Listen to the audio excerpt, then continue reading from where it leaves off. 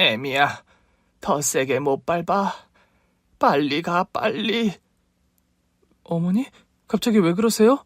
안색도 안 좋으시고 어디 불편하세요? 아니야, 그런 거.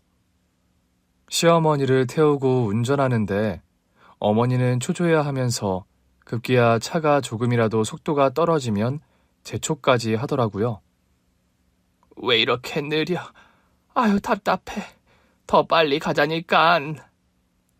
적정 속도로 잘 가고 있어요. 어머니, 진짜 이상하세요. 평소답지 않으세요. 여기 차가 많아서 더 속도를 못 내요. 저 차가 왜 저래? 왜? 무슨 일 있어? 저 검정차가 제 차 쪽으로 바짝 붙어서 깜짝 놀랐어요. 저거 봐요. 비틀비틀거리는 게 음주운전인가? 고가도로에 접어들자 옆 차선을 달리고 있던 검정색 승용차가 제 차 쪽으로 붙었다가 멀어졌다가 차선을 왔다 갔다 하는 게 영 불안했습니다. 어머니, 아무래도 저 차 이상하니까 손잡이 꼭 붙잡고 계세요? 제가 좀 속도 내서 빠져나가야겠어요. 그래. 조심해. 저는 속도를 조금 더 내서 다른 도로로 빠져나갈 참이었습니다. 그런데 갑자기 쿵 하는 소리와 함께 차가 심하게 흔들렸습니다. 저 차 왜 저래? 지금 내 차 받은 거야? 어머니, 괜찮으세요? 난 괜찮아. 저는 떨리는 심장을 겨우 진정시키고 침착하게 운전을 이어갔습니다. 순간 사라진 줄 알았던 그 검정 승용차가 다시 나타나 제 차 쪽으로 접근하고 있었습니다. 왜 그래? 오지 마! 애미야, 저 차 우리 뒤에 바짝 붙었어. 안 돼. 이러지 마, 제발! 몇 번의 위협을 주던 검정 승용차는 급기야 뒤에서 시어머니와 제가 타고 있던 차를 들이받았고 저는 충격으로 도로를 벗어나 낭떠러지로 떨어졌습니다. 어머니, 괜찮으세요? 머리야. 이게 무슨 일이야? 어머니, 정신 차리셔야 돼요. 제가 안전벨트부터 풀어드릴게요. 추락하면서 벨트며 차문이 고장이 나서 안 열리는데 제가 어떻게든 해볼게요. 나 무서워. 애미야, 우리 이러다 죽는 거 아니야? 이게 무슨 냄새지? 어머니, 차 뒤쪽에 불이 붙은 것 같아요. 빨리 여기서 나가야 돼요. 다리 움직일 수 있겠어요? 다리가 말을 안 들어. 시트에 꼈나 봐. 제가 시트 밀 테니까 조금씩 빼보세요. 이 스카프로 코랑 입 막으세요, 어머니. 차에 불길이 붙었고 곧 차가 폭발할 수 있는 긴급한 상황에 전 어떻게든 어머니부터 구해야 된다는 생각뿐이었습니다. 어머니, 눈 뜨세요. 정신 잃으시면 안 돼요. 저는 가까스로 어머니를 차 밖으로 밀어냈고 온몸에 힘이 쭉 빠졌습니다. 애미야, 얼른 나와. 빨리. 풀밭에 누운 어머니는 오열을 하며 저를 불렀지만 전 제 몸이 이상하다는 걸 느꼈습니다. 다리에 아무런 감각이 없었죠. 어머니, 저 안 될 것 같아요. 어머니, 죄송해요. 안 돼. 민수 엄마야. 차 안은 연기가 자욱했고 전 서서히 의식을 잃어갔습니다. 그날의 교통사고는 제 인생을 송두리째 바꿔놨습니다. 저희 부모님은 작은 봉제 공장을 운영했습니다. 마당 있는 2층 양옥집 1층을 개조해 공장으로 사용하고 있었고 직원은 5명으로 부모님도 같이 미싱과 재단 일을 직접 하셨습니다. 규모는 크진 않아도 제법 주문이 많이 들어와서 경제적으로 어려움 없이 자랐습니다. 부모님이 일하시는 동안에는 저 혼자 알아서 놀아야 했지만 그래도 곁에서 엄마 아빠를 볼 수 있어서 너무 좋았어요. 엄마, 일 잘 돼? 우리 딸 왔네. 식탁에 만두 사놨으니까 그거 먹어. 알았어. 나 도와줄 거 없어? 심심해. 여기 먼지투성인데 자주 오면 안 돼. 유경이가 심심한가 보네. 김 사장, 내가 아이스크림 쏠 테니까 유경이 심부름 시켜도 되지? 아유, 형님이 무슨 돈이 있어서 제가 살게요. 뭐야, 나 직원이라고 무시해? 우리 유경이 사주고 싶어서 그래. 유경아, 슈퍼 가서 네 먹고 싶은 과자랑 아줌마들 아이스크림 사와. 네, 아줌마. 저 금방 갔다 올게요. 유경이 아이스크림 좋아하는데 신났네요. 김 사장은 진짜 부러울 게 없겠어. 남편 돈 잘 벌지, 딸 이쁘고 착하지. 이렇게 번듯한 집도 있고 공장까지 있으니 착하게 사니까 복 받았지. 아니에요. 우리 형님들이 일 잘해주셔서 그걸로 우리 잘 먹고 사는 거잖아요. 나 김 사장과 정 사장님 은혜 평생 못 잊어. 우리 장애인 복지관에 봉사하러 오면서 알게 됐잖아. 나 사고로 다리 못 쓰고 애들 셋 당장 밥 굶게 생겼는데 미싱사로 나 취직시켜준 거잖아. 나 같은 장애인을 어느 회사에서 써주냐고. 항상 고맙게 생각해. 맞아요, 형님. 나랑 시우 엄마도 사장님 부부 아니었으면 길거리에 나 앉을 판이었잖아요. 다리 쩔뚝거려서 식당에서도 일 못하고 막막했거든요. 아휴, 다들 오늘 날 잡으셨어요. 나 비행기 너무 태워서 어지러워요. 우리 다 잘 먹고 잘 살아야죠. 전 그것만 바래요. 자, 맛있는 아이스크림이 왔어요. 이거 녹을까봐 엄청 뛰어서 왔어요. 그래, 잘 먹을게 유경이. 고생했어. 아빠는 어디 갔어? 오늘이 수금 날이잖아. 오늘 수금 되면 저녁에 돼지고기 사서 두루치기 해 먹자. 나 케이크도 먹고 싶은데. 케이크는 비싸잖아. 엄마가 제과점 가서 크림빵 사올게. 아유, 우리 짠순이 김 사장. 딸내미 케이크 먹고 싶다는데 그것도 못 사줘? 그렇게 먹고 싶은 거 다 먹으면 언제 돈 모아요? 애들 크면 공부시켜야 되는데 있을 때 바짝 벌어놔야죠. 암튼 부자가 더 지독하다니깐. 자기들한테는 인색하면서 남한테는 또 그렇게 베푸니 참 김 사장 부부 독특하긴 해. 저녁 6시가 되자 직원들이 퇴근하고 엄마는 아빠가 오기만은 기다렸습니다. 올 시간이 됐는데 왜 안 오지? 여보, 당신 왔어요?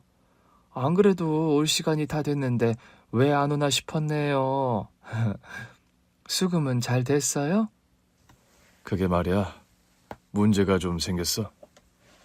최 사장님 공장에 돈줄이 막혀서 지금 은행 대출이며 알아보고 있는데 잘 안 되나 봐. 이러다 곧 회사 문 닫을지도 모른다고. 그럼 저희 돈은 어떻게 되는 거예요? 안 그래도 오늘 하루 종일 최 사장님 따라다니며 제발 우리 대금만 치러달라고 통사정했는데 돈 나올 데가 없다며 미안하다고만 하더라고. 안 돼요. 그 돈이 얼만데. 그 돈 받아야 원단값도 결제하고 직원들 월급도 주는데 어떡해요, 여보. 우리 통장에 있는 돈으로는 어림도 없는데 내가 어디 가서 융통 좀 해볼게. 다 아는 사이라 믿고 외상 결제를 해준 건데 갑자기 이런 일이 생기니 부모님은 난감했습니다. 결국 그 회사는 부도가 났고 그 영향으로 부모님이 운영하시던 봉제 공장도 문을 닫게 되었습니다. 일하시던 아주머니들은 월급이 밀려도 괜찮다며 어떻게든 공장을 지키라고 했지만 방법이 없었습니다. 집에는 빨간 딱지가 붙었고 단칸방으로 이사를 가게 되었습니다. 이사간 집은 방 하나에 조그만 부엌이 하나 있었고 부엌에 있는 수도에서 씻을 수 있었습니다. 유경아, 예전에 살던 집보다 좀 불편할 거야. 그래도 적응하다 보면 괜찮을 거야. 방이 하나야? 우리 다 같이 자는 거야? 그래, 아빠가 돈 많이 벌면 예전처럼 넓은 집으로 이사 갈게. 당분간만 고생하자. 네, 아빠. 엄마 아빠랑 같이 자니까 좋은걸요. 안 무섭고 얘기도 더 많이 할 수 있고. 아빠는 원단 공장에 취직해서 밤낮으로 열심히 일을 했습니다. 열심히 돈을 모아 이사도 가고 다시 봉제 공장을 운영할 꿈을 가졌죠. 하지만 최장한 판정을 받고 다니던 공장을 그만두고 병원에 입원해 치료를 시작했습니다. 매달 병원비는 눈덩이처럼 불어났고 엄마는 아빠 병간호를 하느라 직장을 다닐 수 없어 당장 끼니도 해결하기 힘들 정도였습니다. 우리 집 사정이 딱한 걸 알고 예전에 엄마가 거래하던 봉제 공장에서 일감을 줘서 집에서 미싱 일을 할 수 있었습니다. 아빠는 1년을 못 넘기고 세상을 떠나셨고 우리에게 남은 건 빚뿐이었습니다. 엄마, 나도 미싱 가르쳐주면 안 돼? 엄마 힘들면 내가 대신 도와주고 싶어. 엄마 안 힘들어. 먹고 살려고 어쩔 수 없이 하는 거지. 이런 거 배워서 뭐 하려고. 그냥 배워놓으면 좋잖아. 엄마 미싱으로 오시며 뚝딱 만드는 거 보면 대단한 것 같아. 전 엄마에게 졸라서 재봉질을 조금씩 배웠습니다. 중학교에 올라가서는 엄마가 잠도 못 주무시고 힘들 때 내가 엄마 대신 재봉질을 하기도 했습니다. 엄마, 조금 눈 붙여. 어제 밤샜잖아. 이거 내가 마무리할게. 거기 끝에 줄 잘 맞춰야 돼. 어긋나면 실밥 다시 다 풀어야 돼. 알아. 걱정 말고 엄마 좀 자. 그럼 1시간만 잘게. 내일 아침까지 마무리해줘야 돼서 지금 시간이 빠듯하네. 그나마 일감이 끊기지 않아 그나마 엄마와 겨우 생계를 이어갈 수 있었습니다. 하지만 하루 종일 방에 앉아서 미싱을 하다 보면 끼니도 제대로 못 먹고 밤새는 일이 허다해서 엄마 몸이 점점 안 좋아졌습니다. 엄마, 요즘 안색이 너무 안 좋은데? 병원에 가야 되는 거 아니야? 괜찮아. 감기 몸살인가 봐. 약 먹었으니까 좋아질 거야. 미싱 소리에 너 잠도 못 자고 시끄럽지? 이제 미싱 소리 안 나면 잠 안 올 정도야. 자장가 같아. 엄마 너무 늦게까지 하지 말고 좀 자면서 해. 나 먼저 잘게. 그래. 너 내일 학교 가야 되니까 얼른 자. 저는 드르륵 드르륵 거리는 미싱 소리가 이제 자장가처럼 편안하고 소리에 익숙해졌습니다. 밤새도록 드르륵거려도 꿀잠을 잘 정도였으니깐요. 미싱 소리가 안 들리면 자다가도 이상해서 눈을 뜰 정도였어요. 하루는 자고 있는데 미싱 소리가 안 들려서 잠에서 깼습니다. 엄마, 일 다 했어? 엄마가 대답이 없어서 옆을 돌아보니 엄마가 바닥에 쓰러져 있었습니다. 엄마? 왜 그래? 정신 차려봐. 엄마는 꿈쩍을 안 하고 의식이 없었습니다. 새벽에 119에 신고를 해서 응급실에 실려간 엄마는 뇌출혈 판정을 받았습니다. 조금만 늦었어도 큰일 날 뻔했다며 수술에 들어갔습니다. 수술실 밖에서 엄마가 무사히 일어나기만 간절히 기도했어요. 너무 울어서 눈은 퉁퉁 부었고 한시도 자리를 떠나지 않았습니다. 다행히 수술은 잘 끝났지만 엄마는 몸을 자유롭게 쓰질 못하고 말이 어눌해서 의사소통하기도 쉽지 않았습니다. 병원에 입원해 몇 달간 치료를 받으면서 병원비는 감당할 수 없을 정도로 불어났습니다. 통장에 있던 돈은 거의 다 쓰고 어쩔 수 없이 병원을 나와야만 했습니다. 엄마, 집에서 내가 엄마 간호 잘할게. 그러니 너무 걱정하지 마. 미안해. 엄마 빨리 나을게. 그래야지. 엄마 빨리 나을 수 있어. 엄마 처음보다 지금 되게 좋아졌잖아. 점점 더 좋아질 거야. 나 저녁에 동네 카페에서 일하게 됐어. 사장님이 우리 집 사정 알고 파트타임으로 일하게 해주셨거든. 동네라 학교 마치면 알바하고 집에 빨리 올 수 있으니까 좋잖아. 잘 됐지, 엄마? 공부도 열심히 해야 돼. 알았어. 걱정 마, 엄마. 수업이 마치면 곧장 카페로 가서 저녁부터 밤 10시까지 알바를 했습니다. 일하다가도 엄마가 걱정되어서 1시간에 한 번씩 전화를 걸었습니다. 엄마, 저녁 먹었어?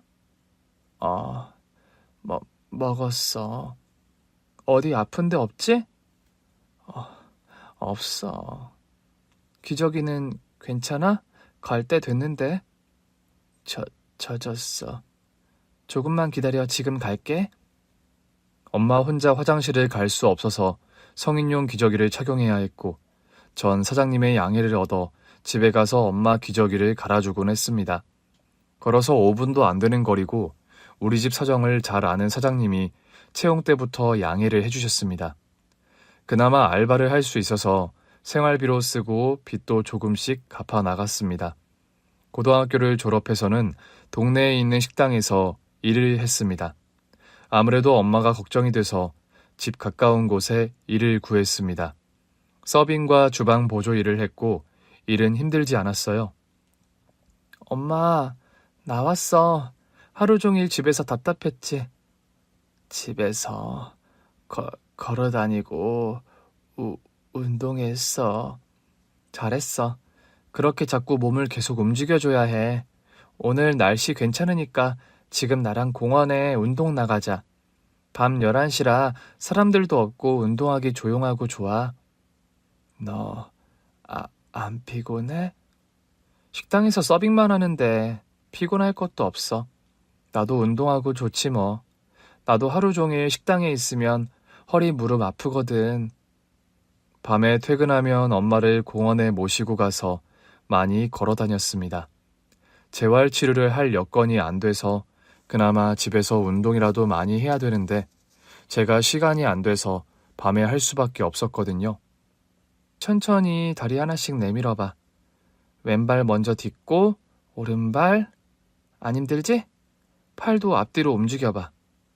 그래도 엄마 몇 년 사이에 많이 좋아졌어. 전에는 일어나지도 못했잖아. 너가 잘 돌봐줘서 빨리 회복했지. 엄마, 나 적금 다음 달에 타니까 그거 타면 엄마 병원에 입원할 수 있어.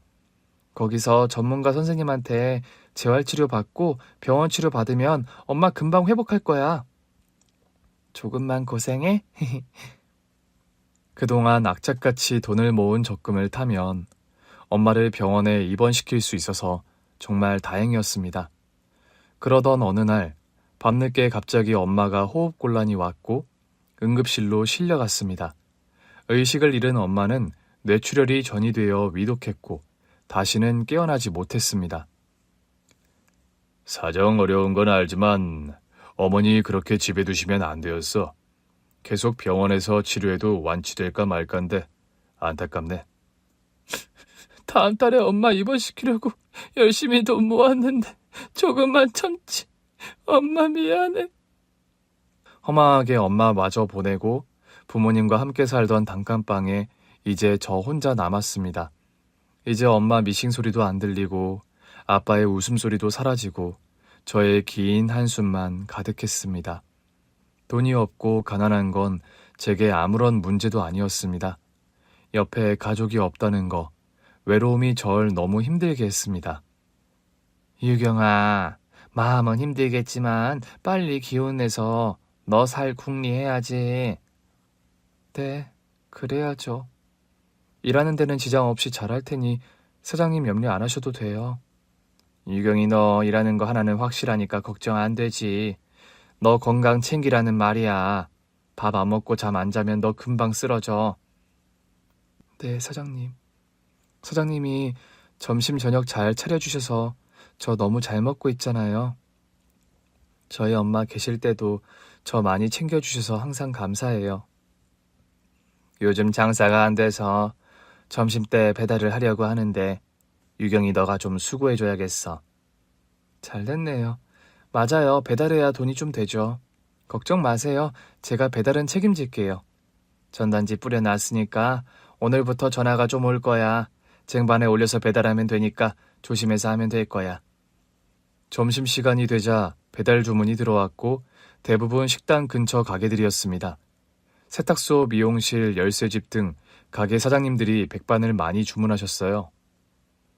유경아, 카센터에 백반 3개 주문 들어왔다. 지금 바로 갈 수 있니? 네, 음식 준비해서 지금 바로 갈게요. 쟁반 2개를 머리에 이고 걸어서 카센터로 가니 사장님과 남자 직원 2명이 있더라고요. 식사 왔습니다. 식기 전에 얼른 드세요. 네.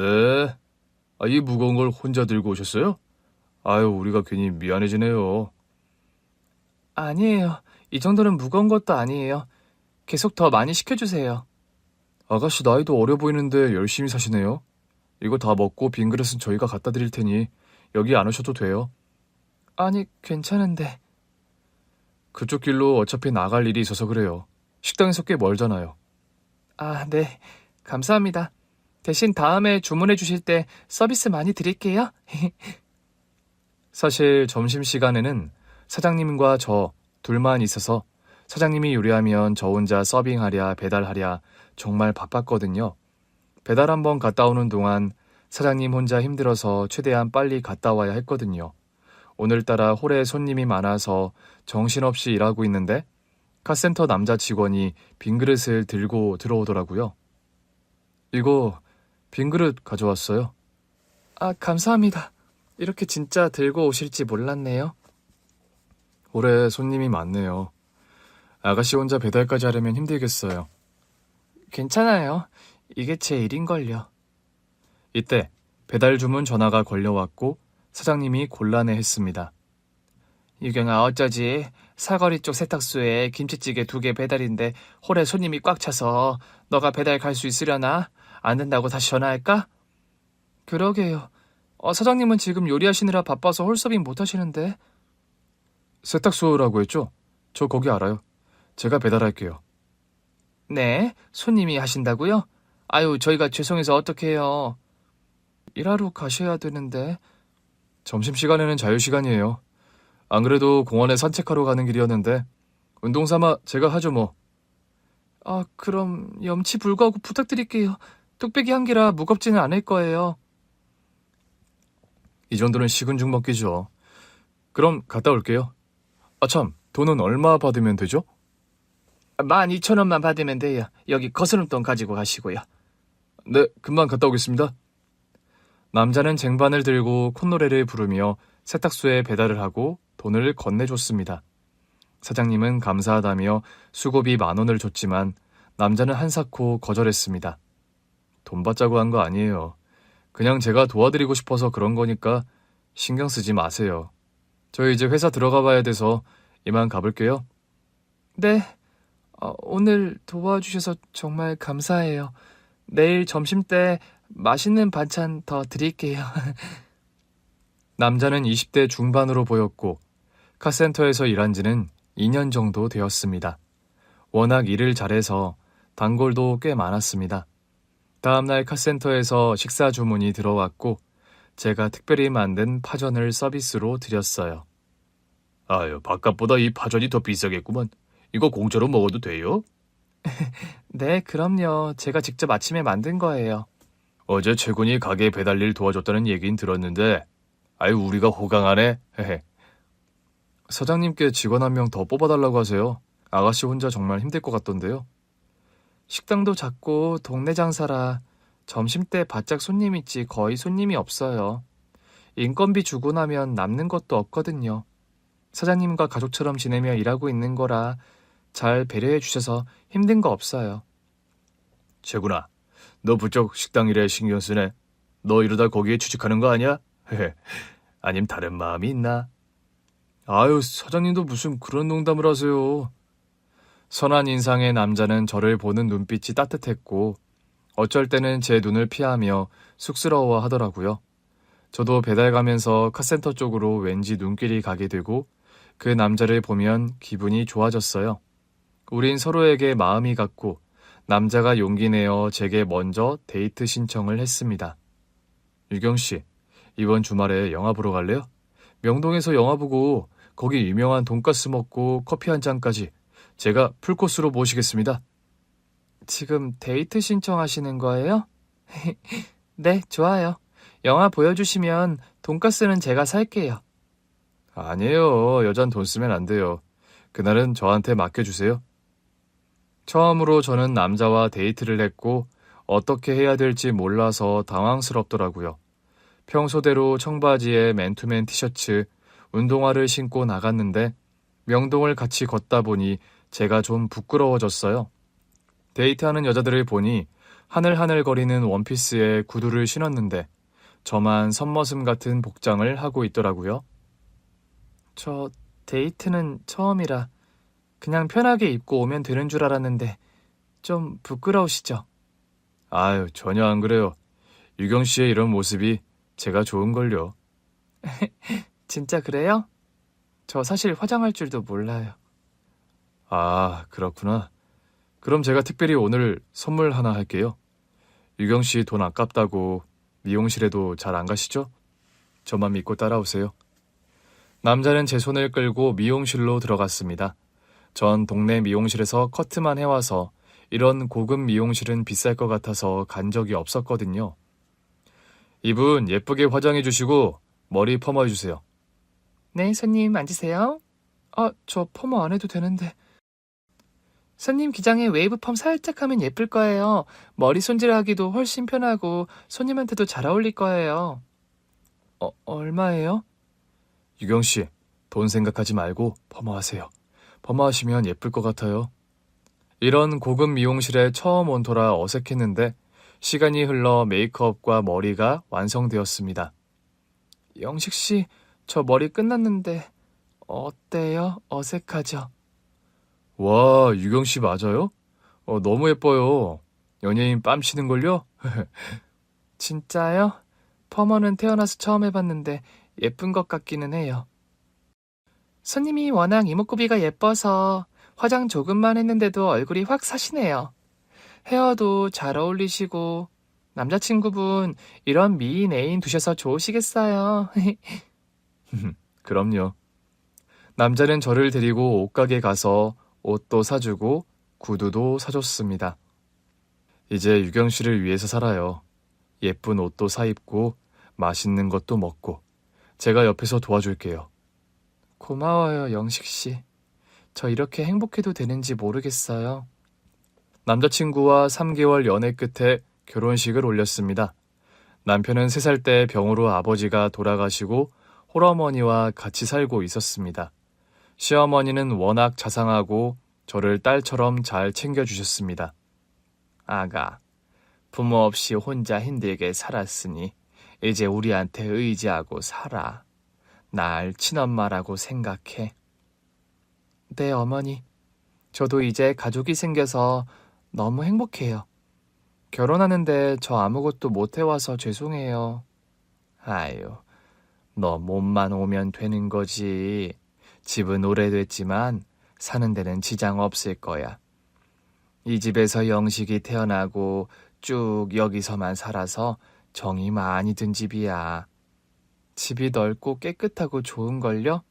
전 부모님과 단칸방에 살아서 욕실이 집안에 있는 것도 너무 신기한걸요.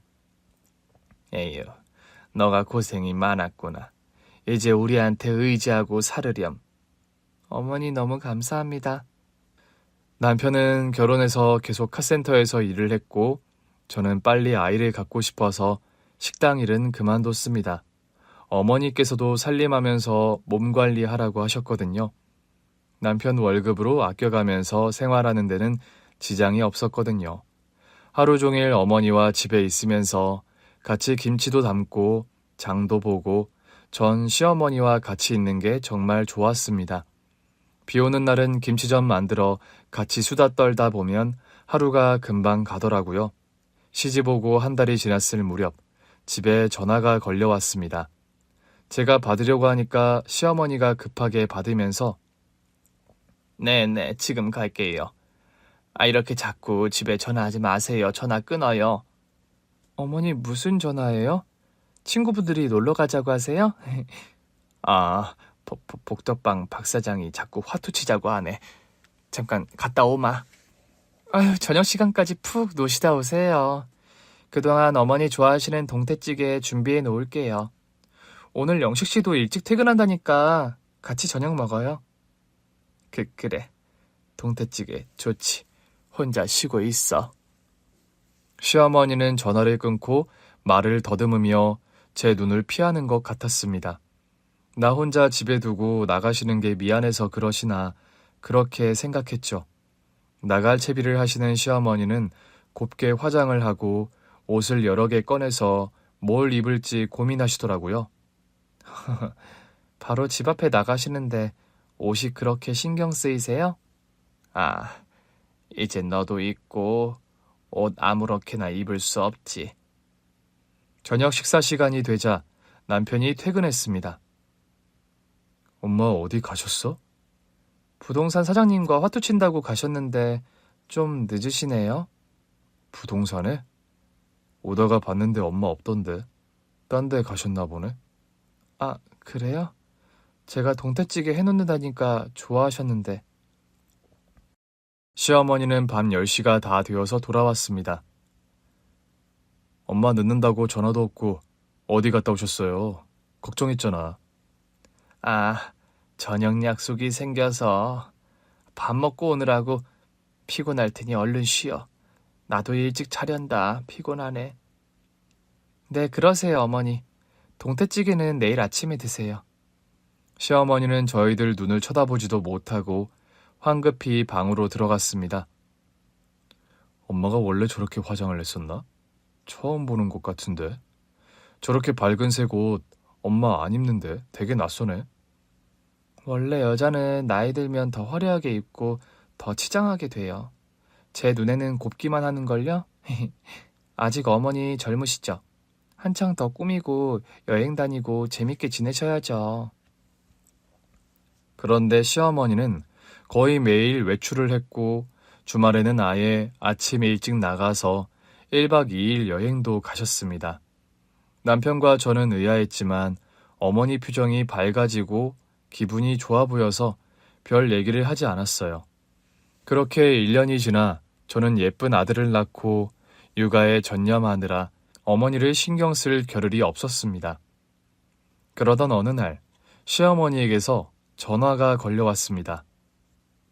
민수 엄마야, 너 지금 차 가지고 나 있는 곳으로 좀 와다오. 지금 얼른. 지금요? 무슨 일 있으세요? 어머니 목소리가 안 좋아요. 전 어머니께 안 좋은 일이 생긴 것 같은 직감이 들어 아이를 재우고 차를 타고 어머니가 오라는 한 동네로 갔습니다.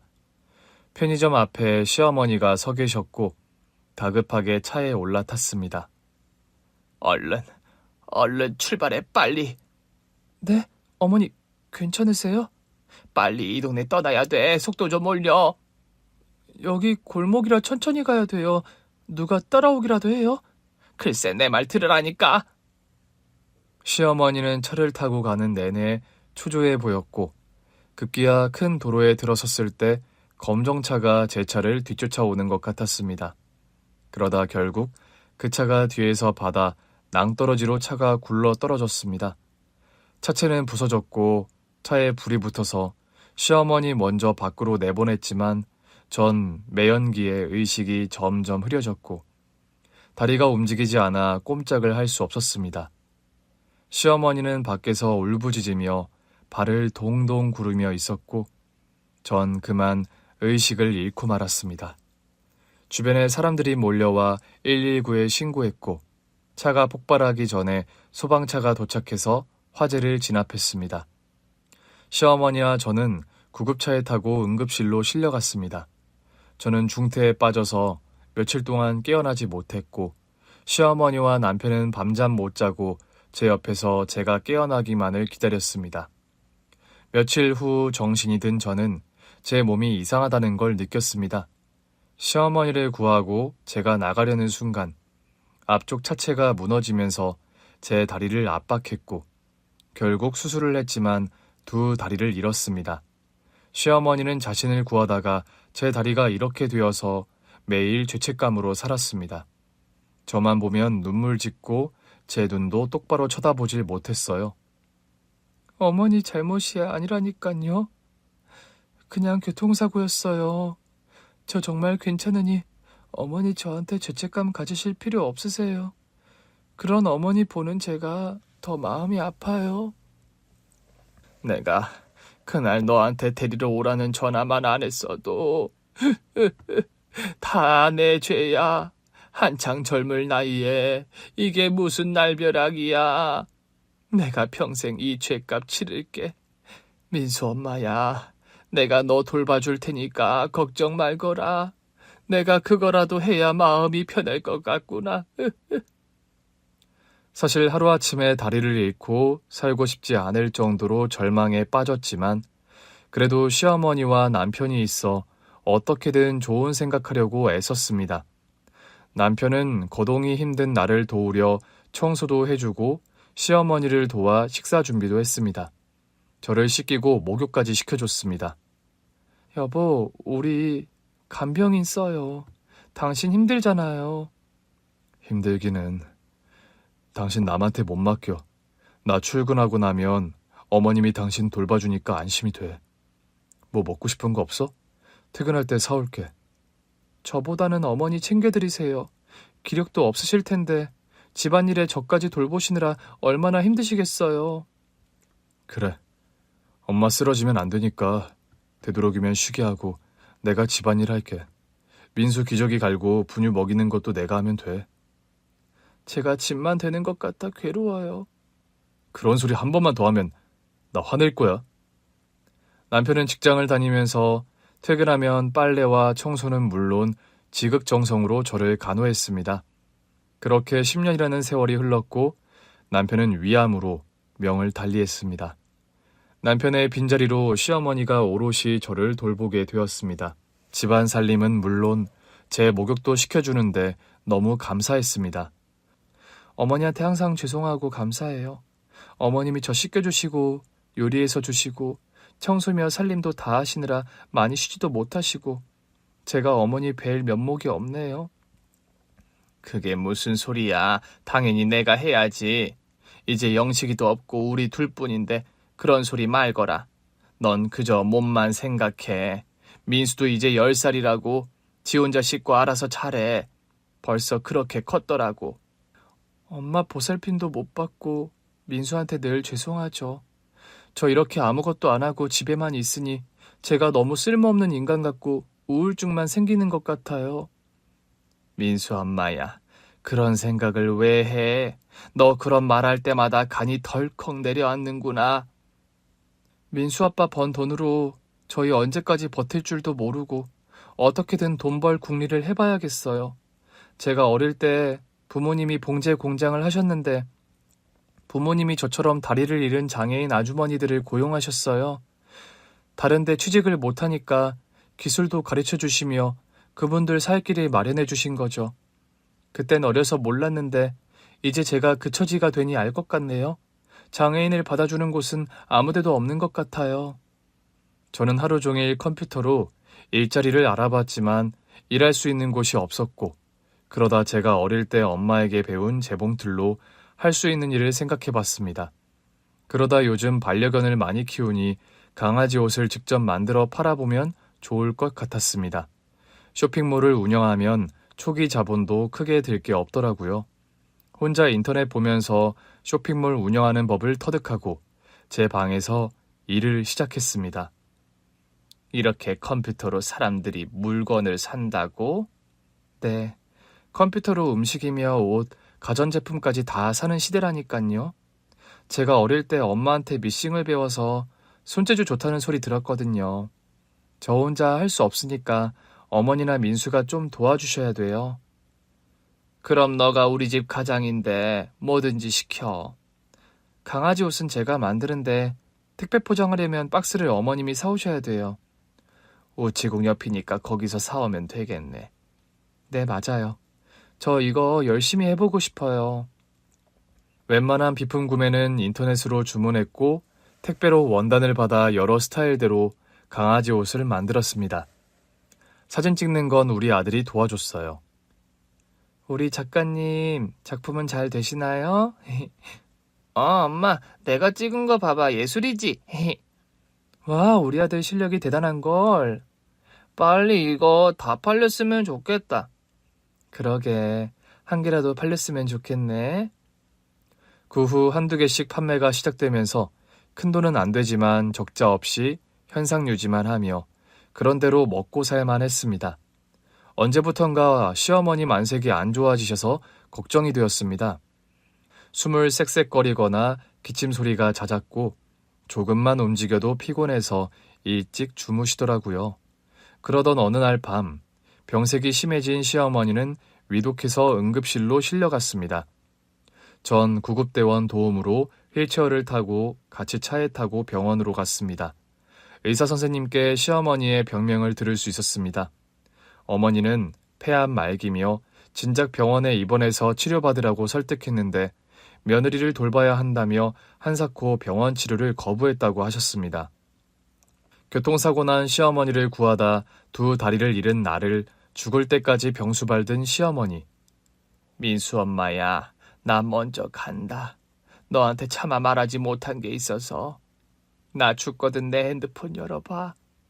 하길래 시어머니 장례식 후 시어머니 핸드폰을 열어 영상 하나를 튼 순간 개거품 물며 시어머니가 있는 납골당을 찾아갔습니다.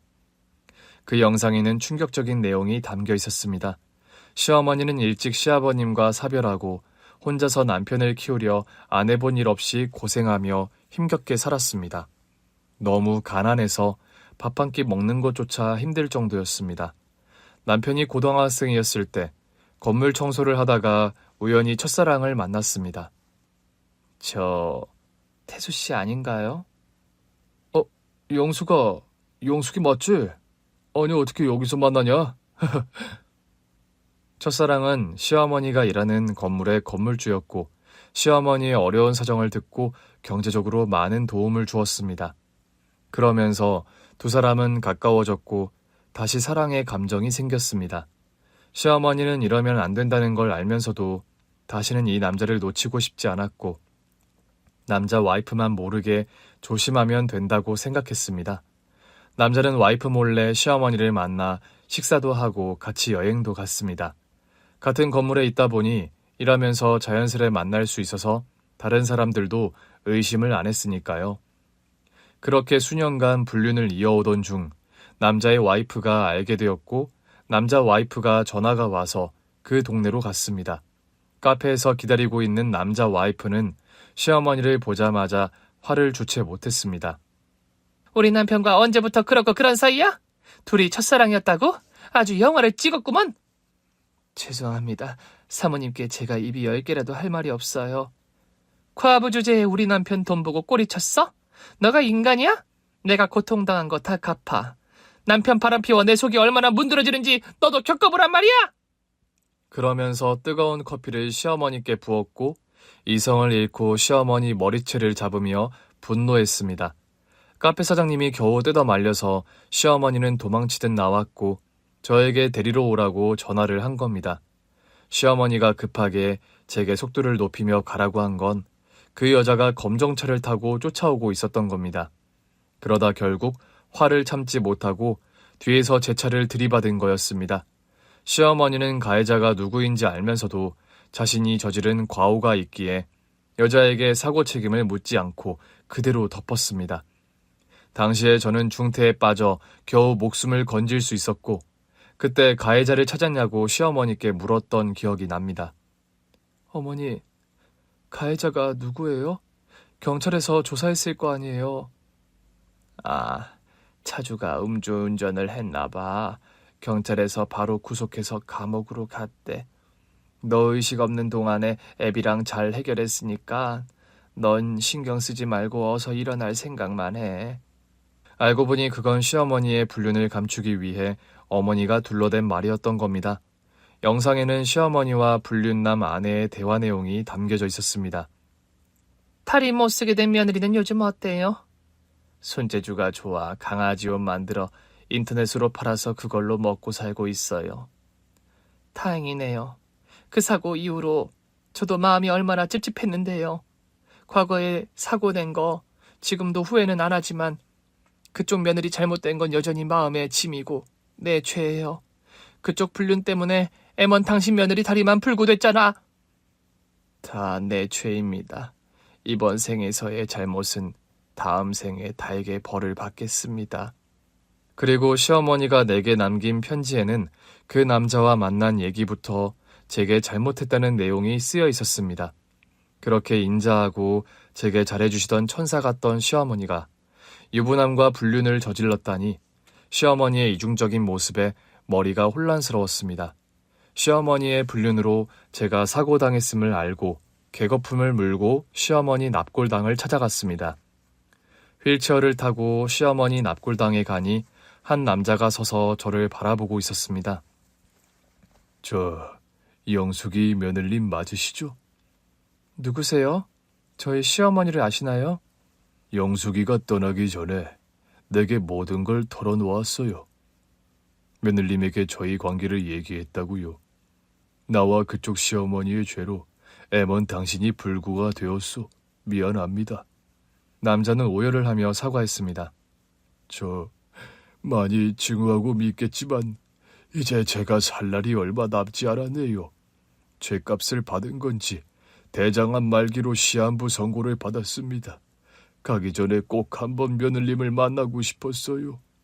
제가 입이 10개라도 할 말은 없지만 영숙이와 저는 14살에 한 동네에서 자란 첫사랑이었어요.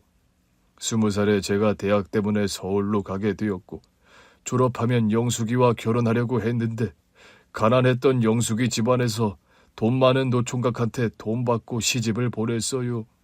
저는 평생 영숙이를 찾으며 결혼도 안 하고 지내다가 나이 50에 지금 와이프를 만났어요.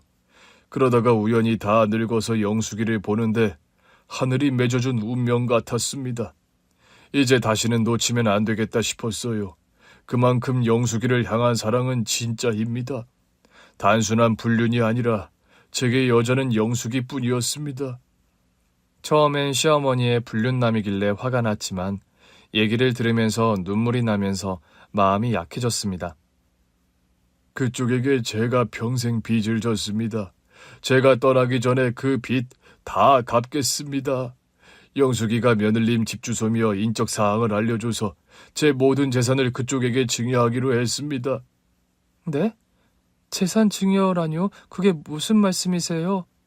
전 어차피 물려줄 자식도 없고 영숙이와 며느님에게 사죄하는 방법이 그거라고 생각했습니다. 제 마음이니 부디 받아주세요. 제 변호사가 곧 대구로 찾아가서 마지막 법적 절차를 마무리할 겁니다. 저를 이렇게 만든 당신 아내가 가만 안 있을 텐데요. 저와 시어머니를 해코지하려고 한 사람이라고요. 와이프는 그쪽한테 항상 미안해했어요. 어떻게든 사과하고 싶은데 찾아갈 용기는 안 난다며 제 결정을 따르기로 했습니다. 그게 자신이 그쪽한테 사죄하는 유일한 방법이라면서요. 며칠 후 변호사가 집으로 찾아와 제 명의로 된 아파트와 땅, 건물까지 서류를 건네줬습니다. 당장 생활할 수 있는 수억의 돈이 든 통장까지 주더라고요. 갑자기 이게 무슨 일인가 어안이 벙벙했습니다.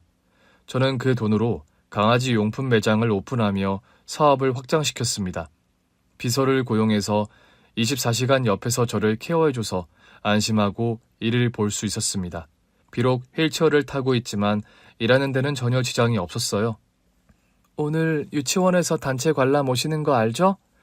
강아지 숍 청소 깨끗하게 해주시고 애들 줄 선물도 꼼꼼하게 다시 잘 확인해 주세요. 네, 대표님. 무리 없이 잘 진행하겠습니다. 저희 매장은 강아지 용품 판매뿐 아니라 유기견을 무료 입양해주고 있었고 애완견을 데리고 와서 같이 놀 수 있는 야외 테마파크도 무료로 이용할 수 있게 했습니다. 반려견과 같이 커피와 식사도 같이 할 수 있는 카페도 마련되어 있습니다. 그러다 보니 입소문이 나서 인근 유치원에서 견학을 오거나 애견 동호회에서 많이 찾고 있어요. 사업은 점점 잘 되었고 매장 직원도 점점 늘어 중소기업 수준의 규모로 성장했습니다. 대표님, 오늘 2시에 서구장애인 복지관 자선 박람회 행사 가시려면 지금 서둘러야 될 것 같습니다.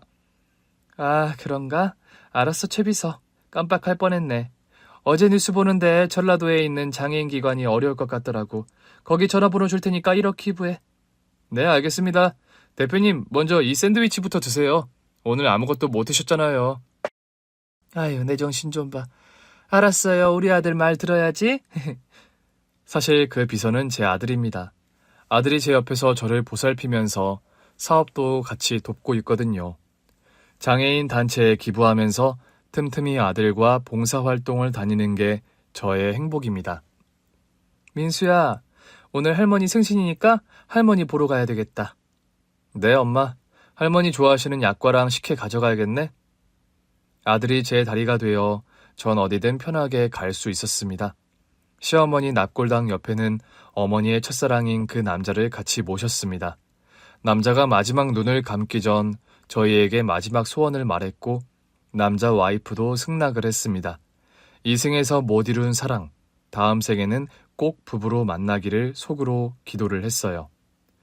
어머니, 저희 걱정하지 마세요. 저 다리 불편해도 비행기 타고 해외 출장도 안 가본 데 없고요. 민수랑 제주도며 여행도 자주 가요. 어머니 때문에 저랑 민수 이렇게 행복하게 잘 살고 있으니까 더 이상 죄책감 갖지 마시고 마음 편하게 눈 감으세요. 절 돌봐주신 거 감사해요.